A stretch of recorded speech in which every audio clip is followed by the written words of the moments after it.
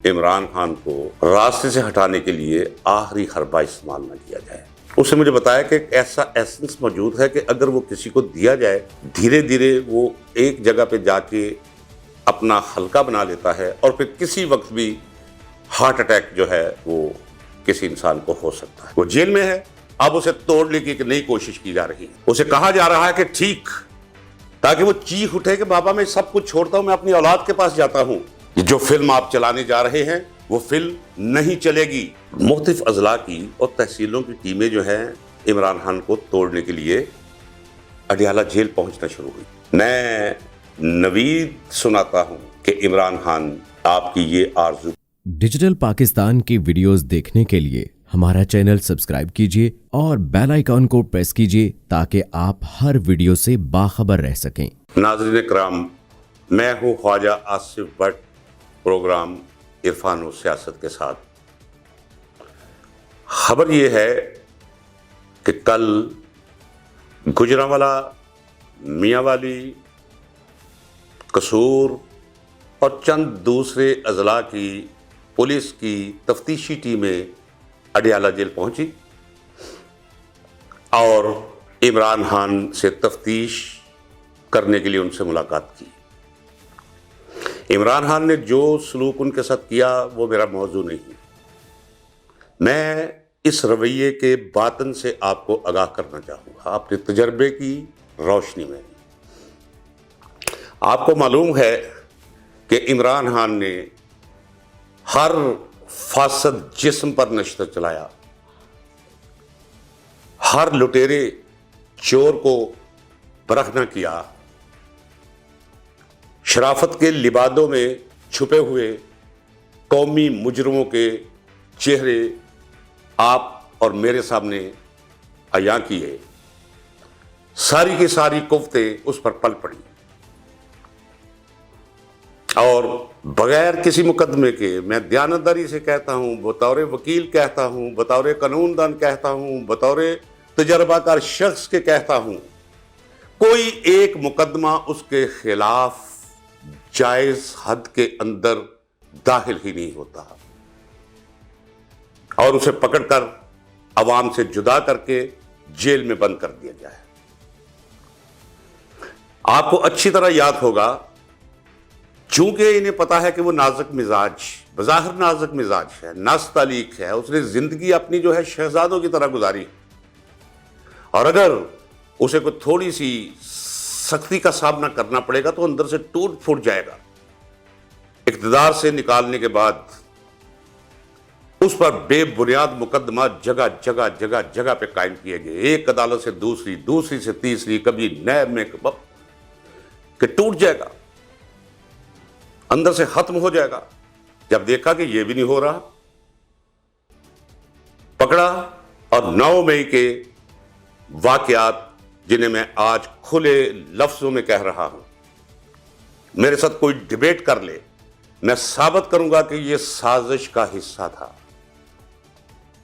यह इमरान खान कतई तौर पे नहीं चाहता था कि कोई शुहदा जिन्होंने मुल्क के लिए जाने दी हों, मैं तसव्वुर भी नहीं कर सकता उस दरवेश इंसान से कि उनकी तजलील, उनकी तहकीर, उनके साथ इस सलूक का कभी वो सोच भी सके।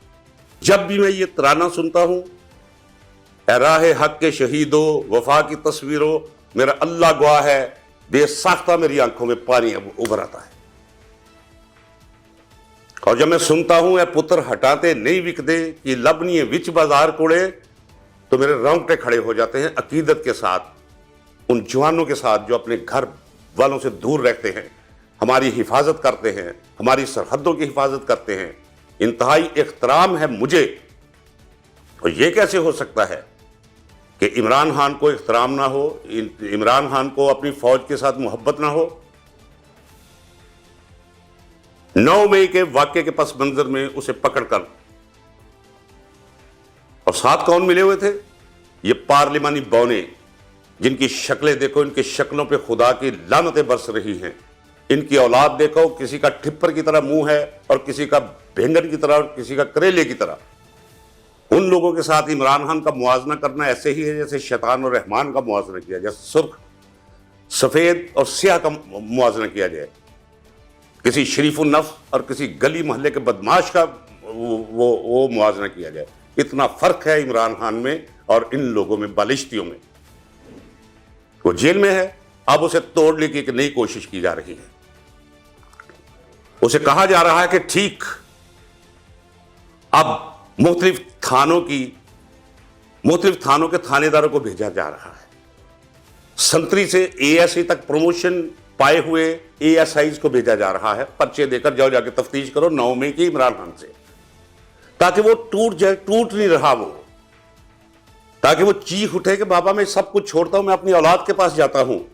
जो सब इस ड्रामे के पीछे, उनकी खिदमत में अर्ज करता हूं हाथ जोड़कर कि खुदा के लिए इस बाकी पाकिस्तान पे रहम करें।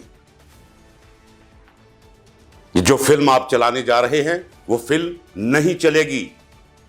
आपको इल्म ही नहीं, 24 घंटे आपके फरस्तादे फिरते रहते हैं गलियों में, मोहल्लों में, चौकों में, यूनिवर्सिटीज में, कॉलेजेस में, लाइब्रेरीज में। वो आपको खबर नहीं देते कि आवाम क्या सोच रही है। 80% आवाम रात को उठ कर इमरान खान के हक में दुआएं करती है। मैं अल्लाह की जात को गवाह करके कहता हूं। तो मैं बात कर रहा था कि मुख्तलिफ अजला की और तहसीलों की टीमें जो हैं इमरान खान को तोड़ने के लिए अडियाला जेल पहुंचना शुरू हुई। मकसद सिर्फ ये है कि वो शख्स तंग आ जाए, वो कहे कि मुझे मेरे बच्चों के पास जाने दो। क्यों? हर उस शख्स को भगा रखा है इन्होंने जो इमरान खान से मोहब्बत करता है। हर उस शख्स को जो इमरान खान के नाम से और पीटीआई के नाम से जाना जाता है, उस पर जुल्म सितम के पहाड़ तोड़ के, उसकी तजलील करके, उसे सामने कैमरे के बिठा के इमरान खान के खिलाफ बयान दिलवाए गए। इतना मजबूत है इमरान खान, मैं कभी सोच भी नहीं सकता था। मुझे कहने दीजिए, मेरा ख्याल था कि अल्लाह ने मुझे बहुत मजबूती अता कर रखी है। मैं दयानतदारी से कहता हूँ, इसीलिए उसे मैंने ज्वाइन कर लिया है, उसके साथ हूँ कि वो मुझसे भी ज़्यादा मजबूत साबित हुआ है। तोड़ा उसे इसलिए जा रहा है कि उससे जान छूट जाए और उसकी अदम मौजूदगी में इंतखाबात करवा लिए जाएं। मैं नवीद सुनाता हूँ कि इमरान खान आपकी ये आरजू पूरी नहीं होने देगा। अगली बात मैं आपको बता दूँ कि ये हो क्यों रहा है। अपना एक तजर्बा वो मैं आपके सामने रखता हूँ। जनरल ज़ियाउल हक की आमरीत दुनिया में गुजर चुकी आमरीतों में से एक बदतरीन आमरीत थी। उसकी तफसील में जाऊं तो बात बहुत तवील हो जाएगी। मैं बतौर सियासी कैदी 23 महीने गर्मियों में बगैर पंखे के एक ऐसे सेल में, जहां सुबह 6:30 बजे सूरज की किरणें अंदर आके बसेरा कर लेती थी और रात 7:30 बजे तक वो पूरे का पूरा एक तपता दोज़ख कमरा बना रहता था, बगैर पंखे के, बेड़ियों में जकड़े वहां। और सर्दियों में एक कंबल क्या, एक सुराख ज़दा एक चीथड़ा और एक चीथड़ा ऊपर, और ठिठरता हुआ सर्दी तोड़ने की कोशिश की मुझे। मैं वहां ना टूटा, मुझे बाला हसर किला में ले जाया गया और जब भेजा गया तो बाकायदा तौर पे साथ लिखकर भेजा गया मेरे बारे में। जाकर वहां मुझे पहले तो ऊपर ले जाया गया, बाला हसर किला पेशावर के ऊपर। वहां जाके टॉप पे खड़ा करके फिर कुछ 70 सीढ़ियां नीचे ले जाकर एक तहखाने में बंद कर दिया गया। मुझे कुछ याद नहीं। उन दिनों लाहौर से पेशावर कुछ 14 घंटे में वो पहुंचा करती थी। ये पुलिस वो थी, वैन थी, उसमें 14 घंटे लग जाया करते थे। रात के जिस पहर मुझे वहां बंद किया गया, ना सुबह का ख्याल था ना रात का पता था, तहखाने में था। मुझे नहीं पता मैं कितना सोया था कि मुझे किसी के दहाड़ने की, चिल्लाने की, आहो बुका की आवाज आई तो फौरी उठ के मैं बैठ गया। जो पहला ख्याल मेरे जहन के अंदर गया, मैं रब्बे करीम को गवाह करके कहता हूं, उम्र के इस हिस्से में खड़ा होकर ख्याल ये आया कि शायद इस गरीब को یہ مار نہ پڑتی، یہ صرف تمہیں ڈرانے کے لیے اور اندر سے توڑنے کے لیے کیا گیا ہے، اب تیری باری ہے، تجھے لینے کے لیے آئیں گے تفتیش کے لیے۔ تو وہی ہوا، کوئی 2-3 منٹ کے بعد وہ آواز بند ہو گئی۔ جب آواز بند ہو گئی تو مجھے لے جایا گیا، یہ ریکٹ پہ موجود ہے۔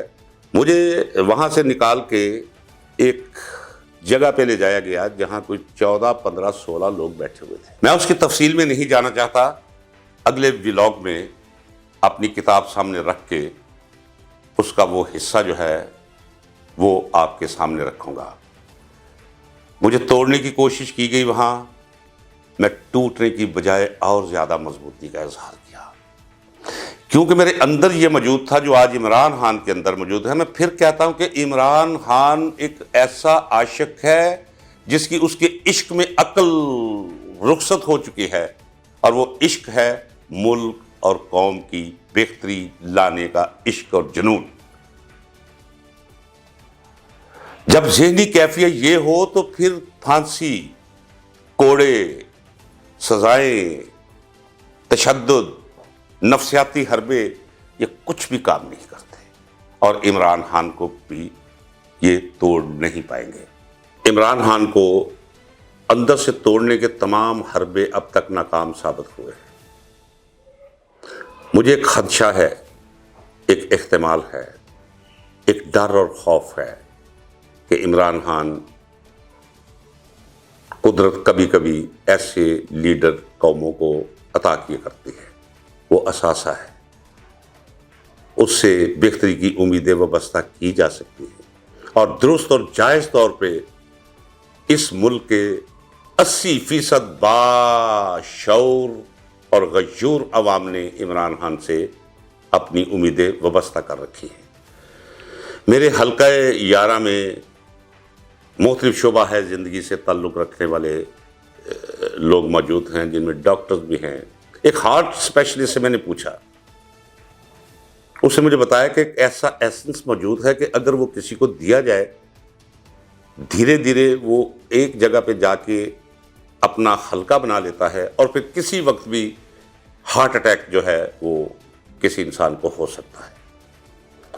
تو مجھے ڈر ہے کہ کہیں اب عمران خان کو راستے سے ہٹانے کے لیے آخری حربہ استعمال نہ کیا جائے۔ میری عوام سے درخواست ہے کہ یہ دس از دا ہائی ٹائم کہ جب ثابت کرنا ہے کہ معاشرے میں زندگی باقی ہے۔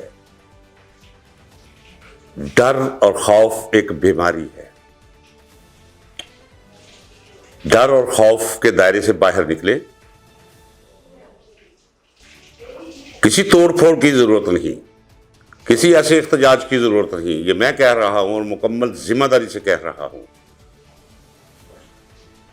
باہر نکلے، خاموشی کو توڑے۔